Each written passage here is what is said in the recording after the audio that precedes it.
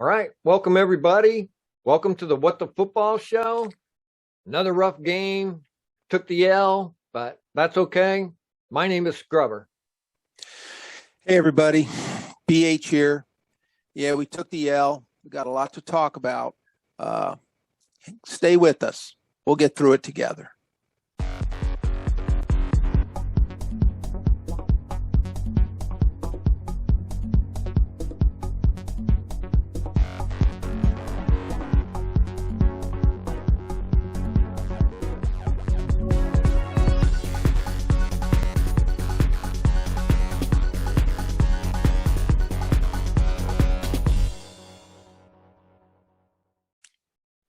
All right. Welcome back, everybody. Don't fret. All is not lost. We got a great show for you today. We're going to look at a lot of the things that happened. We're going to talk about them, show you some highlights. We're going to touch on fantasy just a little bit. We're going to talk about the game. We'll talk about some fundamentals and different things about the game. And then we're going to, look at our last week's predictions a little bit. We're going to do a bit of a scouting report, and then we'll do our prediction for the upcoming game as well. So, touch on some overall feelings about the game. Yeah, obviously overall disappointed. We wanted the win. I mean, heck, we'll take a cheap win. We'll take a junk win. We don't care. Yeah. But I think a lot of it is just once again, in the playing of the games, we're not seeing individual players develop the way we want. We're schemes sometimes are working, sometimes aren't working. Yep. There's the good and the bad. We're seeing it all, but there just was not enough good, and so we just keep piling on. They're at practice right now as we speak. They're running through this stuff. They're looking at the film. I mean, they're trying to fix it. Yeah. They care. All of them care. Coaches care. The players care. But I'm sure, you called the game. You got to see it. Yeah. It was rough. A little rough. One of the things I think we talked about earlier, too, is one of the advantages of not having to watch the game and just watching the little graphic is that you don't have to see what's going on the field. And it's just a cold number up on the screen that I have to look at, and I don't have to see all the running around and somebody miss their assignment, and I don't have to see any of that kind of stuff. So when I did watch the condensed game, it was a little rough on me. So I was like, ow, because the condensed game gives it to you real quick. So it was rough. I will say that overall the numbers were close. So I think all our numbers were close to their numbers. So it's a couple other things outside of that realm that seemed to make the difference. So I'm glad you said that, because like you said, even Coach talked about it. The numbers are close, and I've been looking at some statistics and numbers, and we'll talk about that later. A little bit of insight on what's kind of impacting us, but some good things happen. They did, offensively and defensively. So let's check out some highlights so we can kind of get pumped up again.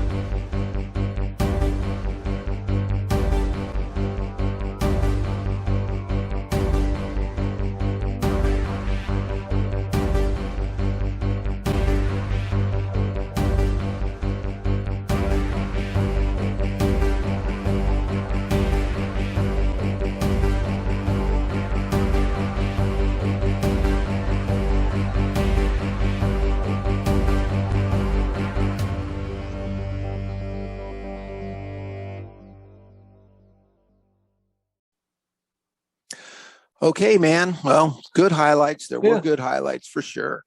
So let's go to the fantasy.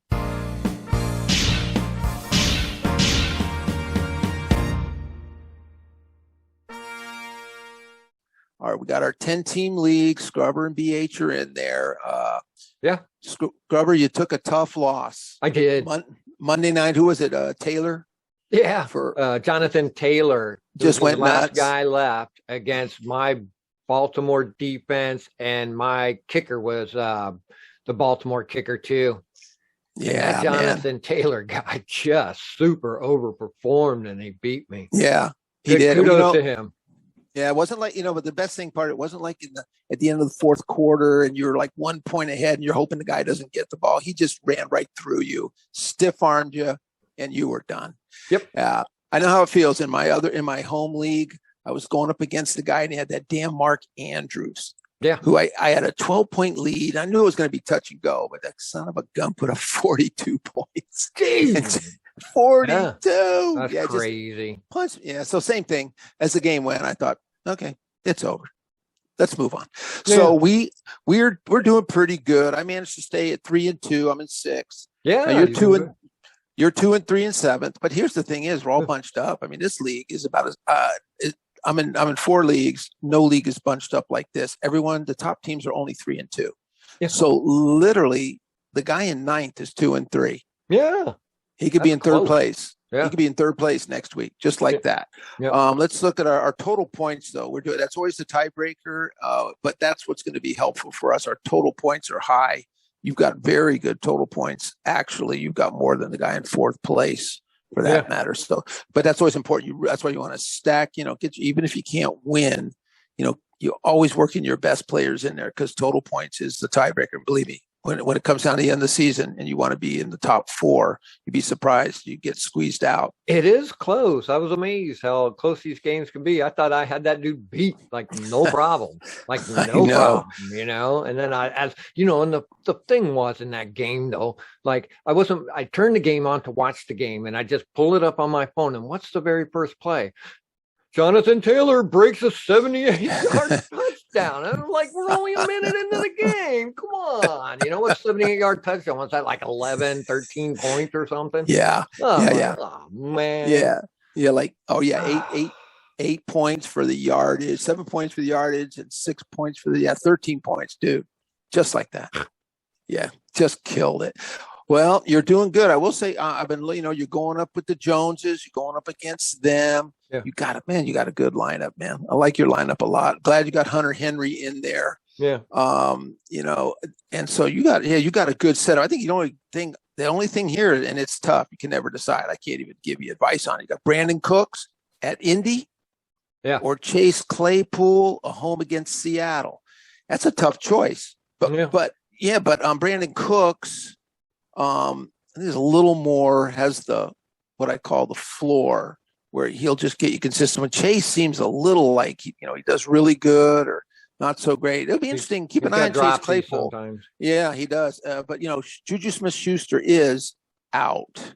And so I really think the top 2 guys now, they'll bring Johnson will be in for Schuster. But now without Juju Smith-Schuster in there, I think Deontay Johnson and Chase Claypool are the main 2, and that team likes to throw a lot. So watch that situation. The only other Seahawks who might be questionable in their corners. Yeah, they wake up every day questionable. So by game time, watch that situation, because they do struggle at DB. That could be an interesting one. That's a tough choice. The only other interesting thing about your matchup is this guy's got a pretty good team. He's got Julio Jones on Monday night, and Julio's fighting hamstring. They're only listing him as questionable. I don't know how good he's going to be, but here's the thing. This is in fantasy, and everybody, you always got to watch out who you've got on Monday night. You really want to be sure you got someone who can play, because by Monday night, if he is just being used as a decoy or worse, is inactive, you're like going, you're on your phone going, holy crap. Well, you can only get someone from Tennessee or Buffalo. Yeah. So you got to grab really restricts you. Yeah, you got to. So anyway, keep an eye on that. And that's I'm just saying for anyone listening out there, to us who does fantasy, and it's interesting who you put on Monday. You kind of got to be really careful. And Julio Jones is a great example of that, coming off of 2 games where he missed because of hamstring. So anyway, the only thing that's killing me is my guy Christian McCaffrey. Yeah. And I'm telling you, man, they're saying he's questionable. He might play. I just can't do it. I don't think I can play him. I might regret it, but it just coming off a hamstring, I just can't imagine a guy going out there and just killing it like he usually does. I'm going to give him another week, even if they say he can play. I don't trust him. It's not a must-win game. We talked about the standings. I don't have to have. If I was 1-4 like I am in my other league, I'd probably throw him out there because I'd have to hit a home run. So I need a guy who can pop it. I'll keep him off. So, anyway, that's good. I think we're both hanging in there. So now fantasy.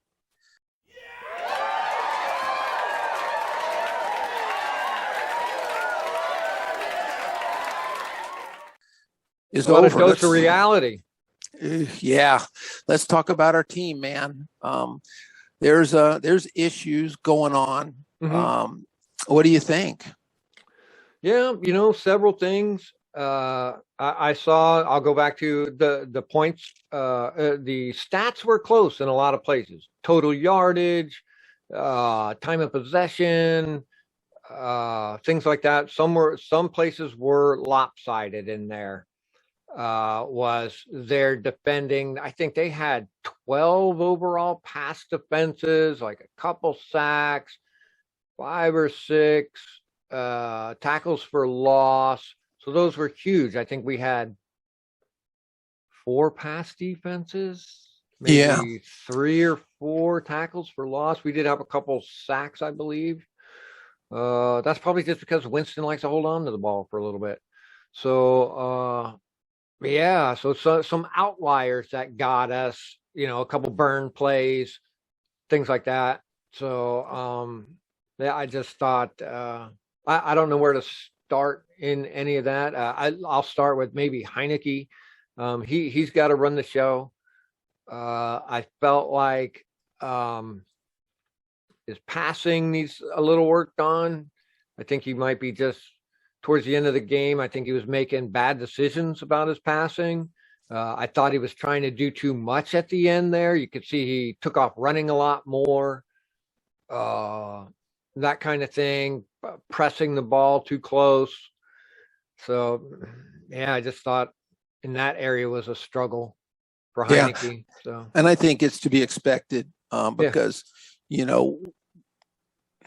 the thing that if we kind of want to get into reality, the reality is when we were talking about this, and not just us, a lot of fun shows out there on YouTube talking about the Washington football team, and it seemed to be the theme was the defense is going to hold us into games. Yes, we've got our commander, our general at quarterback. We got Fitzpatrick there, and we're going to grow because a lot of new people. We had new offensive linemen, we got new receivers. Our running back Gibbs is just a rookie. He's only got 1 year under his belt. Got a new quarterback. So, but we knew our defense would keep us in, and this thing would grow. So what happens?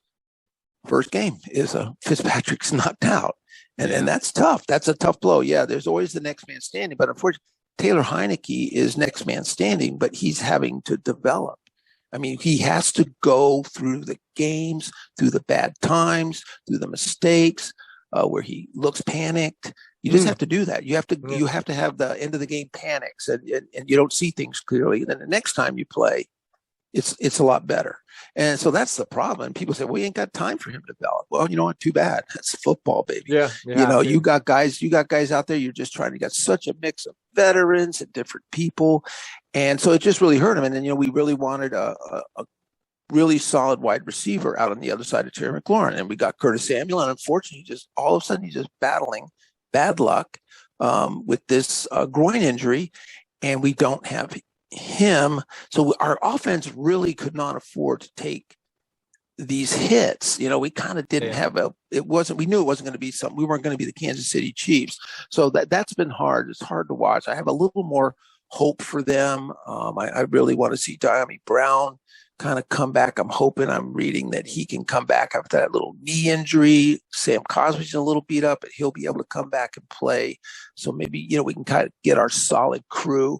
Curtis Samuel, I don't want to write him off, but at this point, that injury is so bad. Yeah, so bad that maybe just IR him plus a week of what do you call it? The bye week. Give him 4 weeks to get better.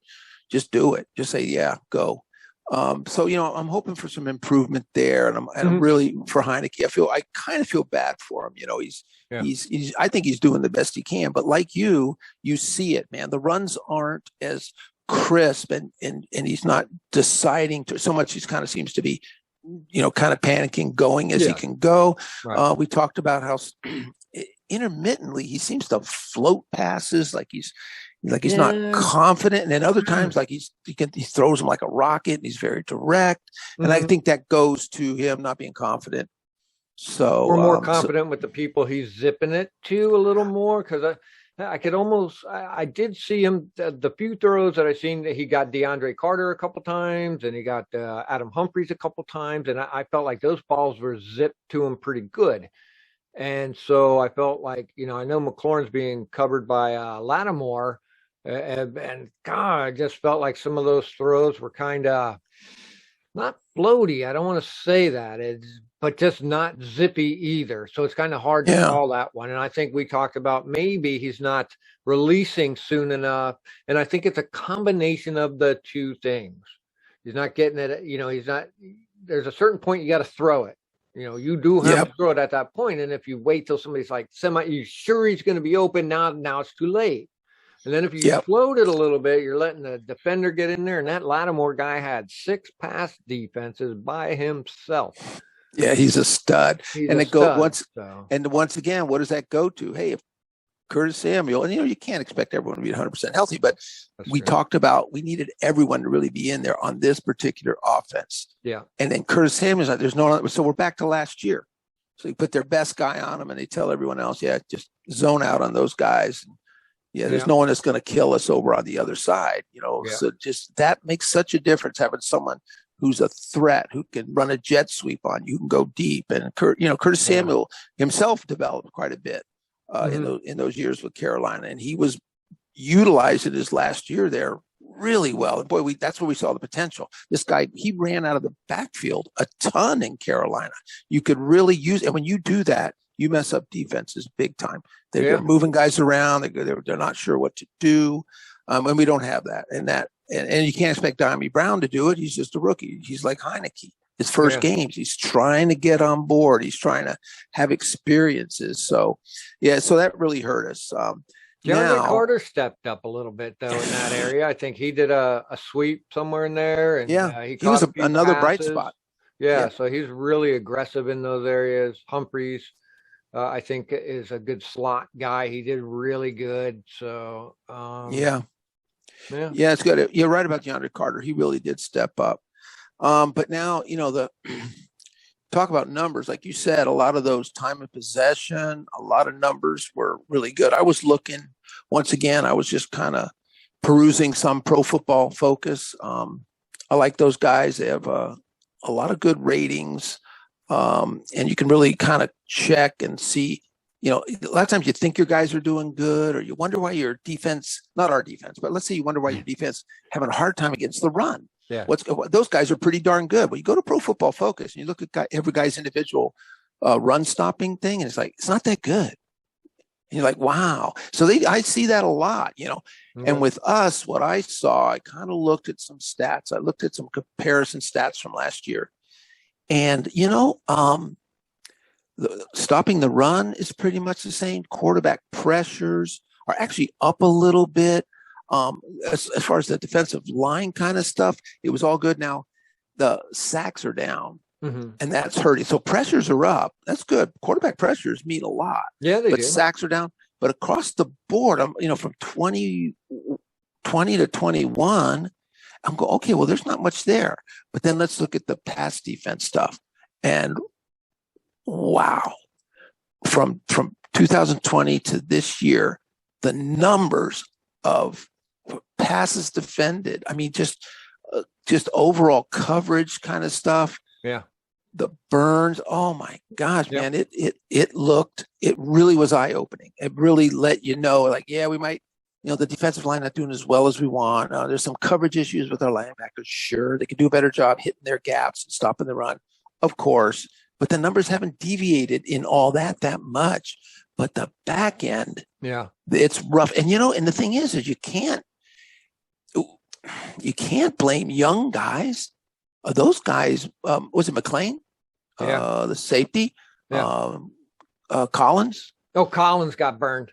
Yeah, William Jackson the third, Fuller. They're not developed. I mean, sure, St. Just, of course, he is, but I mean, these guys have been in the system. Yeah. These guys are not young guys that you're trying to coach up. So so that's a mystery to me. I'm not sure what's going on. Could those guys have changed so much in 1 year? Yeah, I tried to watch these zone coverages and stuff, and it's a very difficult thing. I mean, I don't understand it like a Brett Coleman understands it, but right. You can see they were doing stuff where like they'll roll two guys close to a guy's zone.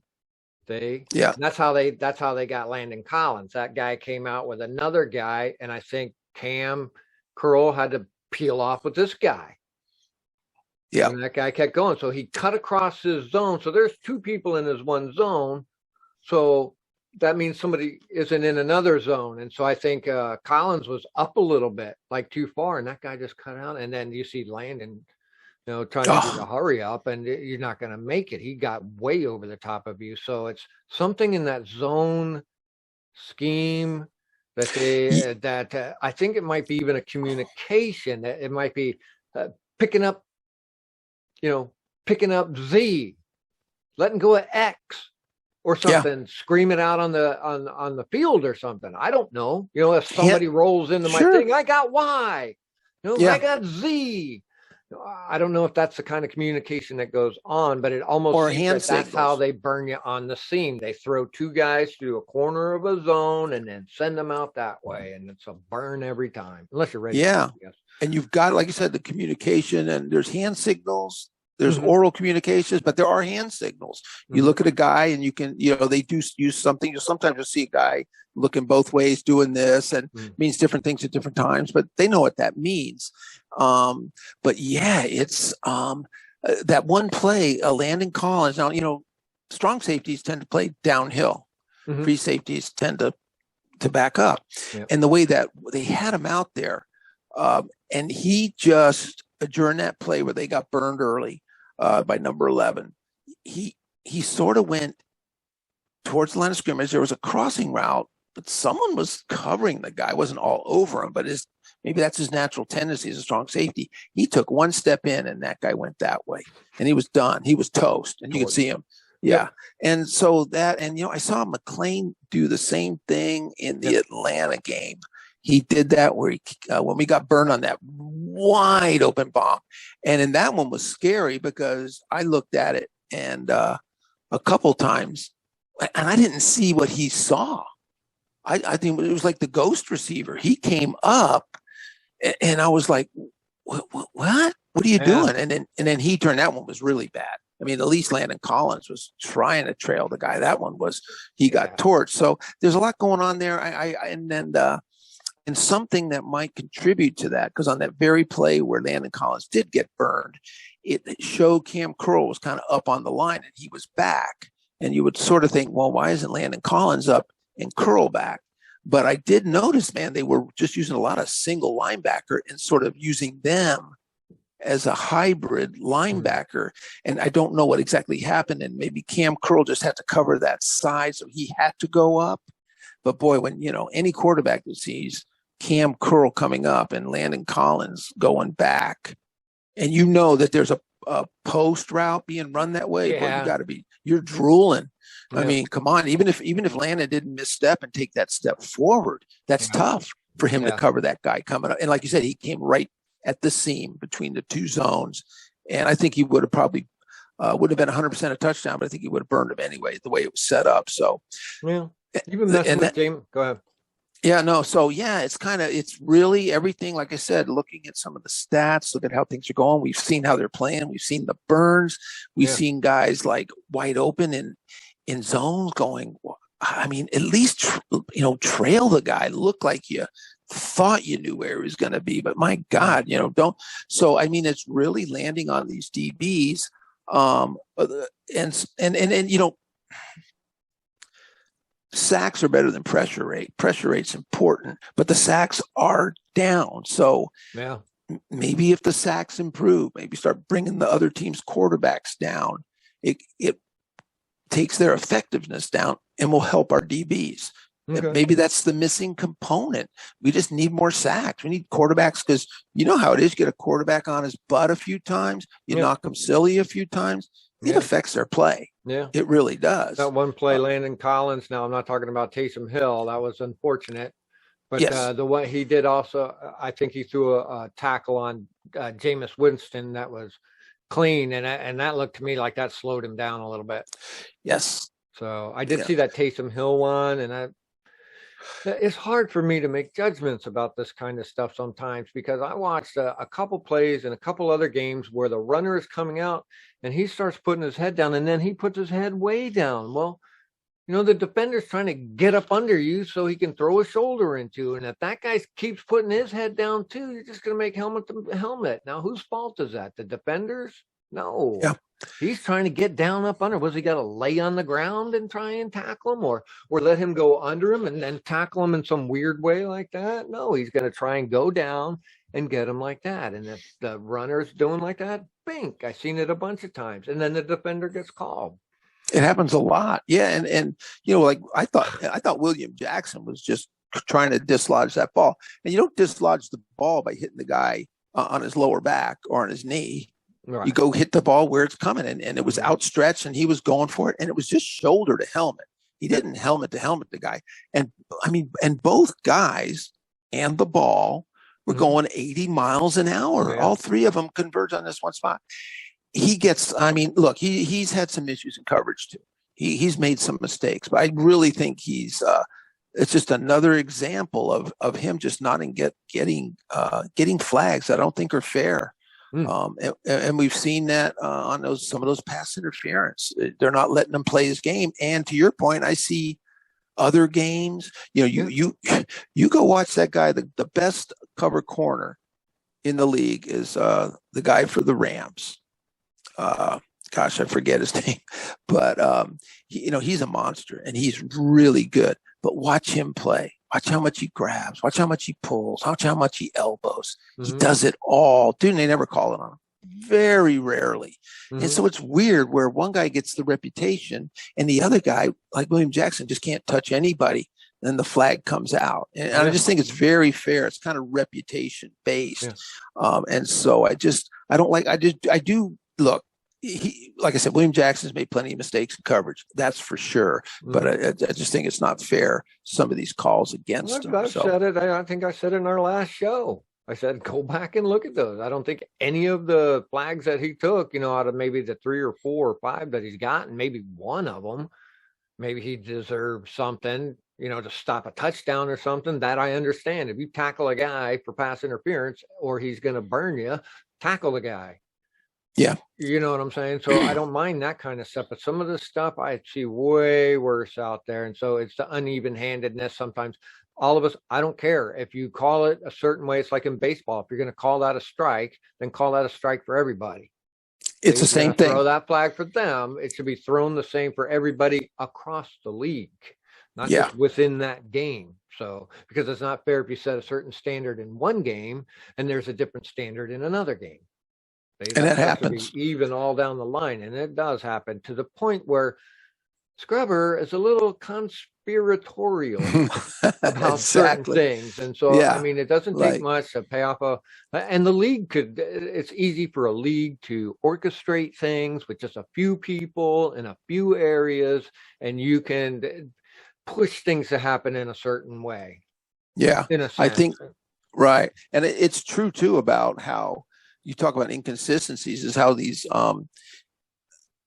look at how many times receivers get away with push-offs. Mm-hmm. And I'm not talking about the big ones where, like they run the guy and then they push him and then you do a quick button hook. I'm just talking in general, one hand like this, much, does it? One hand, and then they go, well, gosh, yeah, in a game of 8 inches separation, Mm-hmm. the guy I see it, and it gets called, but not nearly enough. And so to me, that's a little unfair because a DB just barely grabs a guy or gets a little bit of a grab, and the flag comes out. And I saw more than a couple plays where you see receivers using that technique, and they're almost like seeing how much they can get away with.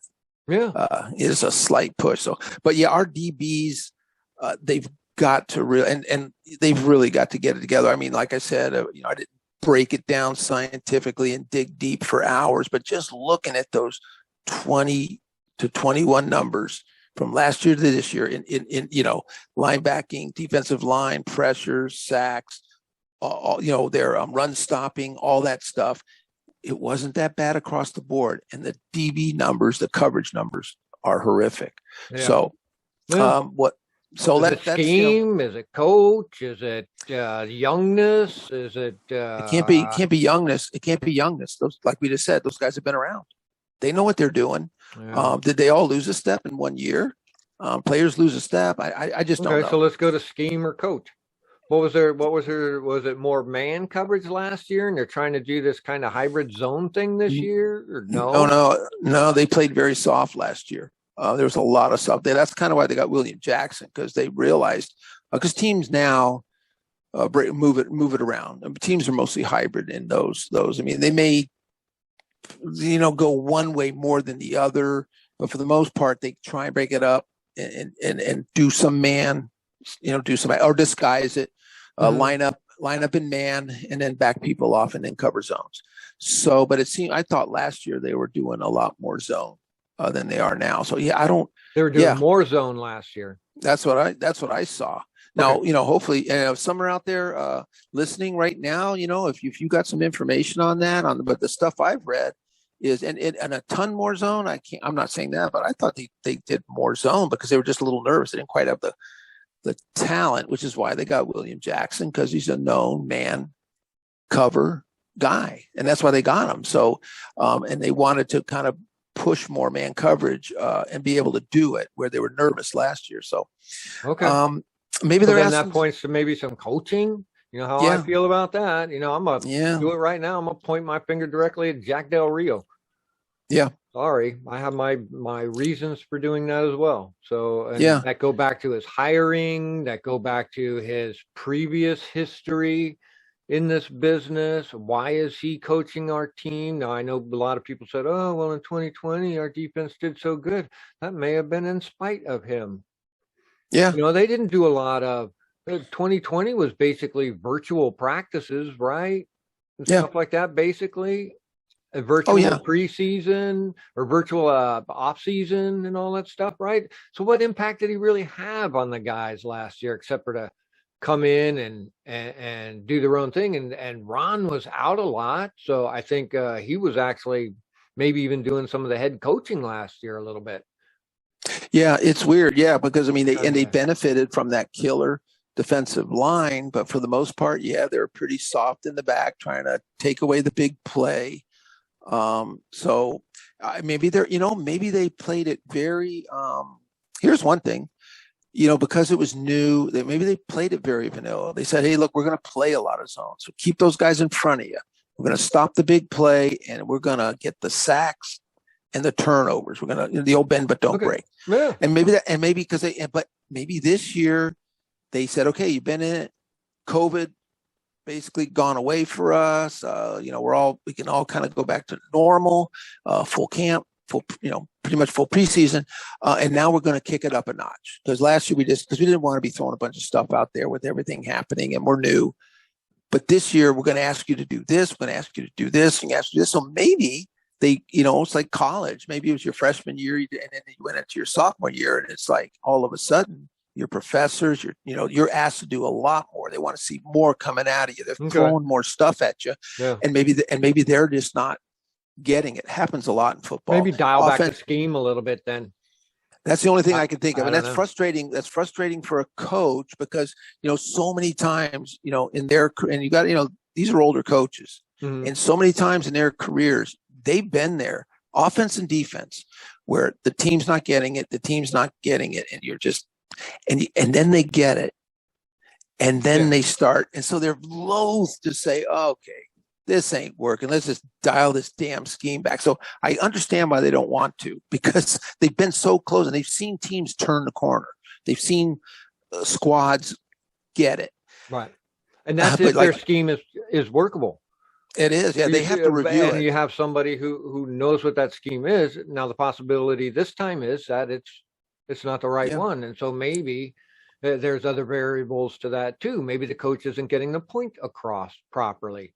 Maybe the boys aren't being, maybe the other coaches aren't on them all the time, like readjusting, looking at like Heineke said the other day on this thing. Oh, I looked at that little Microsoft thing. He didn't even know what it was called, like me. I mean, I don't know what is that thing that they look at? Yeah.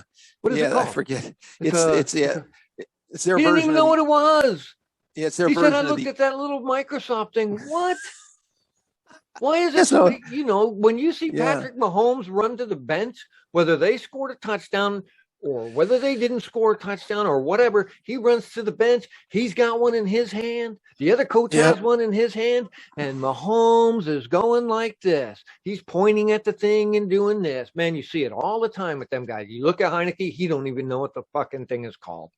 Yeah, but I will say one thing. For once, I saw him with it in his hand. Oh, there we go. Yeah, thank God for that. Let's start somewhere. I think those things should be all over the place. I mean, back in the day, they used to get printouts of them. I think even Belichick still uses the printouts.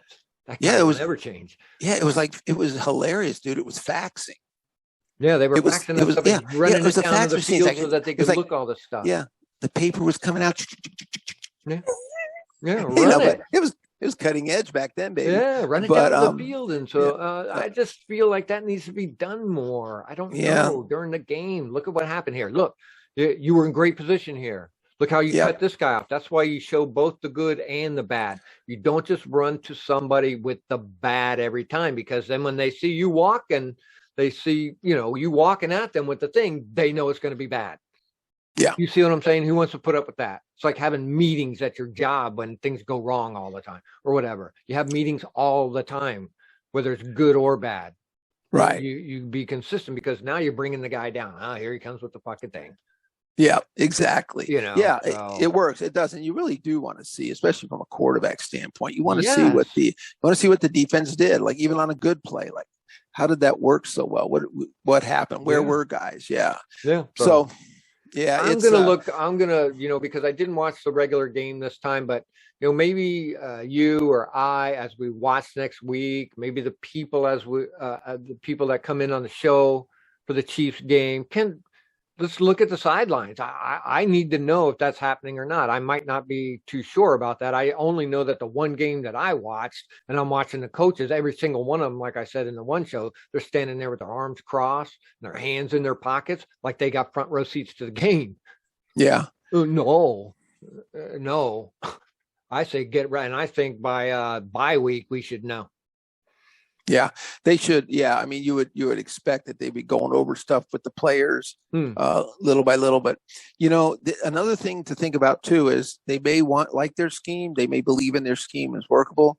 They might not exactly have the players to fit it yet. But this is a 2-year rebuilding for these guys. Okay, they maybe say this is the scheme, so you guys learn it. Okay, this is what we're gonna do. This is what we're gonna do.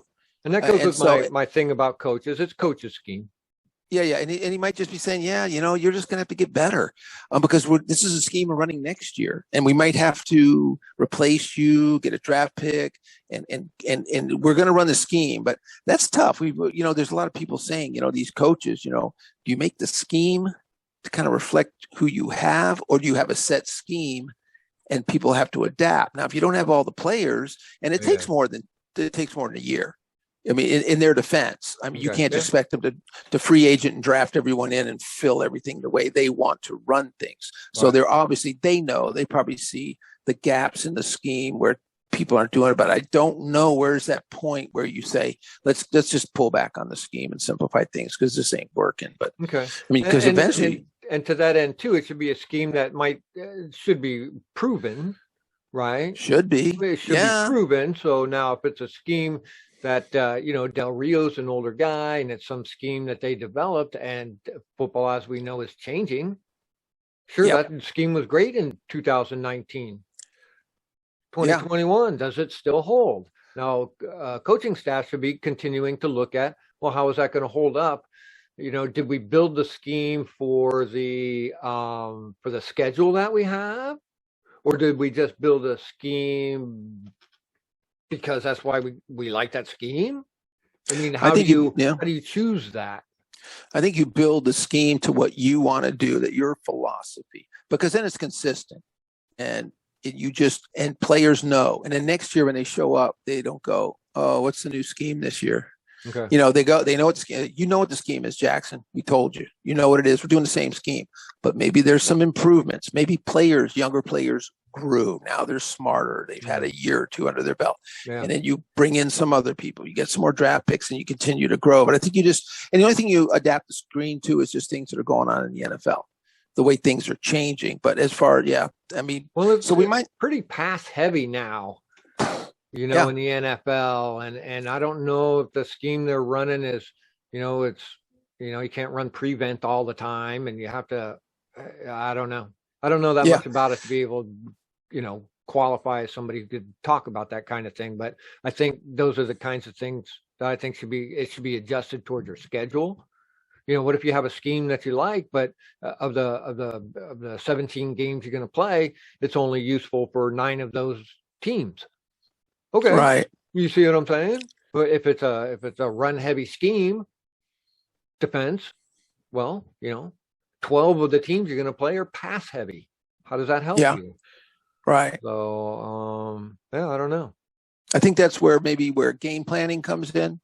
Like they did a game plan here for New Orleans and it didn't work, which included most mysteriously, Jamin Davis playing 13 snaps. Yeah, that was a stunner. I still don't get it. I mean, I've heard people talk about. I mean, it's just pretty much like, really, we thought he was going to go from his 48% up to 68%, and he just played. He wasn't even like part of the game plan. So, well, all we can do this time will be calling the show, we'll be calling the game, we'll be watching the game. We can all look. We can kind of look like, how much man coverage are they playing? Yeah. Are they still doing the single linebacker and then having Cam Curl or Collins come in and be the second backer, for the run support, and trying to confuse teams by doing that instead of confusing ourselves? Yeah. Thing. Yes. So get another man up on the line, kind of even. They were doing that 3 men down. I got nothing against Landon Collins up on the line. That dude can rush the passer. That's the thing he does the best. Yeah. That guy can rush the passer. So get him from the back end. Yeah. And put that guy on the line. 26 to 53 or something. Exactly. So anyway, let him. Yeah. So let's watch here that before together. we go there. Now that scheme kind of thing now speaks to what we were talking before. Only a microcosm of that was that they picked the scheme before the game, and they knew Jamin Davis was going to have light things. I believe Coach even said that. So we picked the scheme that didn't involve Jamin Davis, and we were going to put these people in because we thought that they fit the scheme ahead of time. And then they just run with the scheme. So forgive me, but, really? You can't like switch mid-game or adjust at the half, or I don't know. Yeah, well, they're supposed to. I mean, that's the biggest part of football is adjustments, is how teams come out from halftime. Mostly it's at halftime. Mid-game, it's kind of crazy. You just got to stick with what you're doing. You can't just be changing guys on the fly. Okay, you go in. We're not going to do that anymore. But, you at halftime, the coaches get together and then they get they get in and say, hey, look, this is what they're doing. So we're going to be running a little bit more. We're going to be bringing this in. We're going to be doing this. So let's get ready. They're hitting us, with a heavy dose of this. Yeah. Let's counter that. But, and the offense is the same thing. They see what they're doing. They say, we're going to have to run more of these kind of plays because we can see what they're doing. and they're controlling it. Yeah. We've got to get away from that. So they do adjust at the half. Well, most teams do. Believe me, I've seen some teams that just, I swear to God, they come back out and they just come, and some teams come out and just keep playing the same way. Yeah. And it's like, or get worse. What did you do? You didn't see what was happening to you. So, well, we got a tough game coming up. Yeah, we do. So, so we'll, all we can do is, gosh, we want to win, but hell, I want to see some improvement. I mean, that's the thing, is giving up 30 points a game. That's just not sustainable, man. You just can't keep doing that. They've got to improve somewhere. They got to start getting it at some point. So all across the board. Yeah. It's a maybe coaches take in a little bit, players pull in a little bit. It's always these, what I always talk about, you hear me say, you need 2% here, 3% here, 2% here, 1% here, 10%. You know what I mean? You need all these tiny percentages in an elite game and pull all that together. So I lay it at everybody's feet. I even lay it at my own feet. You know what I'm saying? Just tiny bits will pull in and get better. And I believe that's on every aspect, even from the top to the bottom, all that kind of stuff. So, yeah. Doesn't take a lot. Yeah. So, well, we're going to have to take our medicine now, I think.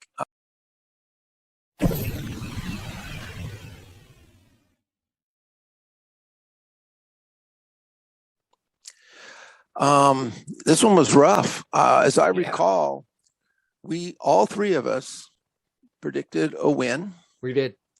We thought there'd be a good win here, and it didn't happen, man. So, standing space. I said low scoring and close. Well, it was a little high scoring, and it wasn't close. So, you missed on both counts. I forget what I said, but I did. I thought it was going to be. I didn't think it would be. I didn't think they were going to romp them.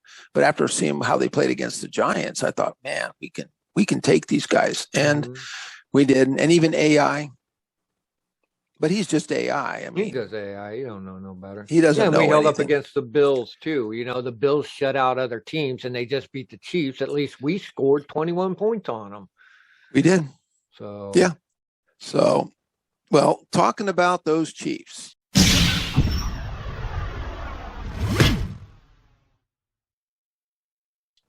Yeah. Here they come. Here they come. Thank goodness we got them at home. That's a team that's 2-3. The Bills 2-3. Yeah, well, there you go. And the Bills handled them pretty well. As a matter of fact, it just looked like their game, to be honest. They controlled it. Bills were masterful. They did a great job. They look unstoppable, actually. They do. It's funny. Kansas City's 2-3. We're 2-3. They got the same problem, man. Their defense is a sieve. I mean, we're 30 and they're 29. Yeah. Thank God for the Jets and Seahawks. Jacksonville. Yeah, Seahawks. There you go. Oof. Yeah, they got the worst defense, if I'm not mistaken. I mean, this game could be like 58-57 because both teams are having a heck of a time stopping blown coverages. The DBs, they're just not. They're not doing it. They're not getting enough pressure. Tyreek Hill. Ugh. Yeah. I know. So yeah, exactly. So, not being able to cover people and seeing that guy out there, he's just devastating. So, so it's going to be, here we are saying our DBs are underperforming. Yeah. The scheme doesn't seem to be working. And here comes Andy Reid. Yeah. And the Chiefs. All I can say is on that end, thank God their defense is struggling too. That might be the thing that helps us. But it's going to be a stiff challenge. So, well, one of the ways you thwart them on that is sustained drives. Yep. So you keep the ball out of the hands, Patrick Mahomes and their offense. And so that's why sustained drives are good against a high scoring team like that. So what? Let them go down and score a touchdown in 4 plays. And then you connect together a 7-8 yard drive. Even if you have to punt or take the field goal, you keep their defense on the field. So if they come back and snap one back at you or something or gain on you, so what? They're, what other teams do to us by keeping our defense on the field. I know. I want to see that to happen to somebody else. I want to see somebody else's team get tired. So I think that's going to be the key to the Chiefs. maintaining an offense that is going to do a nice sustained, like Heineke did good with feeding the ball to different people. So that's always a good thing. Yeah, he does a good job at that. He really does. I like that about him. He does. He's not afraid to do the screens, hit the little out patterns, hit our and I think that's going to be key because, like you said, Mahomes, he's dynamic. Kelsey, Tyreek Hill, they're practically uncoverable. Yep. I mean, here's Mahomes just has. He is. It's sickening. That guy is just that good. And both of them, after they get the ball, you better be on him. Because Kelsey, God, that guy just probably has more yards after catch than anybody, man. He's just a bull. He's fucking like Gronk, man. He is. And he just throws. If it's a corner, he just throws him to the ground and goes and waits for 2 or 3 guys to get him and drag him. And Tyreek does a slant and gets the ball, and then goodbye, man. It's 85 yards. So, so we do. I mean, it's just, they have to have controlled drives. You hit the nail on the head. It's the only thing against that offense. And it's going to give our defense a chance out there. It's got to be nice, sustained drives. Like I said, their defense is struggling too. So let's take advantage of it, man. Yeah. The like you just said too, I think some of the tackling was a little better last week, but could be improved. I don't like that. Bobby McCain does it. He just throws that shoulder in and just like throws it. You know how people do that. Go, dude, what is that? How can a coach let that slide? Yeah. Dude, if you're going to be throwing yourself at the guy, why wouldn't you do that too? I don't understand. I know. Wrap them up, man. Whatever happens. I see them do that and they just hop right over you and just keep running. And I know. The tackling technique looks like Cole Holcomb's really good at it.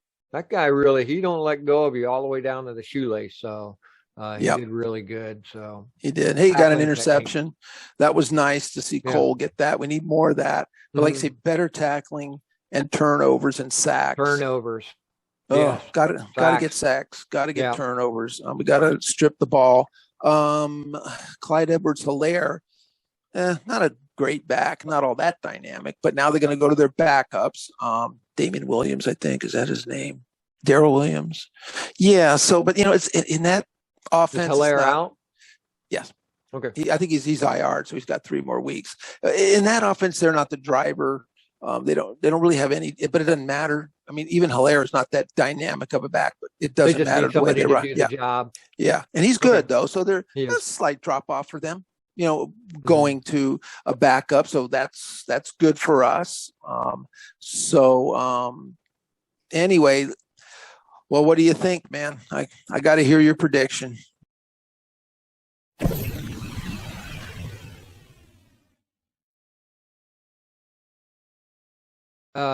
Like I said before, I'm always going to pick the win.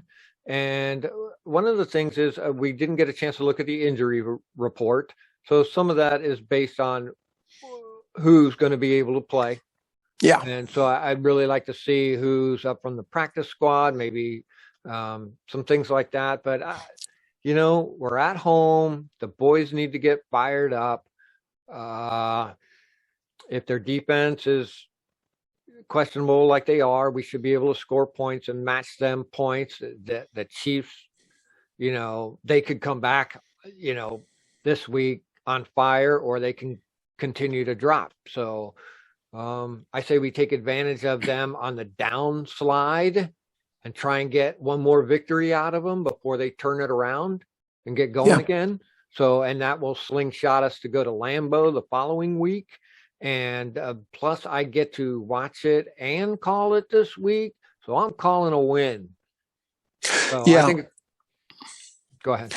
I'm with you. I'm going to call a win. It's going to be a fight. It's going to be a struggle. Yeah. But to your point, they are on the downside. They are struggling. And the best thing about it, it's on film. Mm-hmm. We can see what's happening with their defense. Mm-hmm. It's not a mystery. So that's good. We can see that. We can take advantage of that. Mm-hmm. So we'll have that going for us. We're at home. And I also think sometimes, and this happens as teams kind of get down and kind of bummed, and the losses are piling up and people are asking questions. People come together. You realize, hey, it's you against the world, man. the critics are out there, the fans are out Don't there, listen your to 'em. family's out there. Mhm. You got to support each other. You got to Yeah. you got to be ready to die for each other out there. You got to pull it together. And it does happen. Sometimes you get pushed so far down, it almost coalesces, brings everyone together. And that's what I'm Mhm. kind of hoping for. That's what I'm counting on. It's going to be a fight and a struggle and probably a field goal at the end. So I'm going with the win.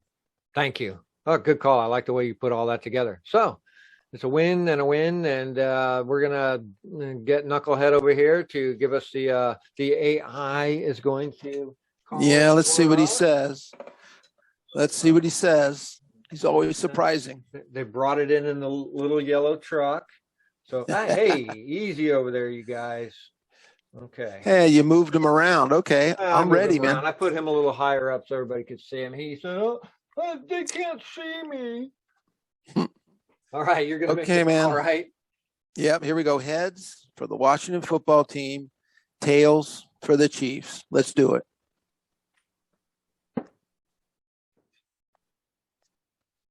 Heads. Wow. So, okay, artificial intelligence has spoken. That's 3 of us for the win, just like last week. Yeah. So, Yeah. boy, next week we're going to be just either over the top happy or all 3 of us just down in the dumps. There'll be no in between. Yeah. So I think the one thing that will bring us, I think is fun, even though we lost, was calling the game, and so that's this Sunday. It starts at 10 o'clock. BH and I will be here on this channel starting at 9:45 to give you a 15-minute warm up. Maybe have an injury report, some different things, some last minute stuff before the game. And then BH is going to stick with us for however long he wants to stay. And hopefully this is on TV, and hopefully you guys can watch it with us. Yeah. And if you're not getting it on TV, we'll both be viewing it. So we'll be giving you a play-by-play. We'll have the Yahoo graphic up as well. Yeah, Scrubber will be calling the play-by-play. I'll be doing some color analysis. Mm-hmm. And it is a 1 o'clock Eastern game, right? Yeah. Is that what time it is? Okay. My bad. So, yeah. Oh, that's cool. That's cool. And I'll be there at 1:45. But, we have people from all over watching. So they know what time to get there. So come on in, get in the chat room. Let's fire it up. And it'll be fun. The thing is already up on our channel, so you can go there and hit the remind button so that you get a reminder in the morning and come and join us. Yeah, it'll be a lot of fun. Well, I'm looking forward to it, and I'll see you, Scrubber, probably around 11:30 my time, and we'll do an intro, and then we'll run right with the game, man. See how the boys do. I'm excited for it. Yeah, it'll be good. All right. Thanks, everybody. All right, man. Thanks, everyone. See you Sunday.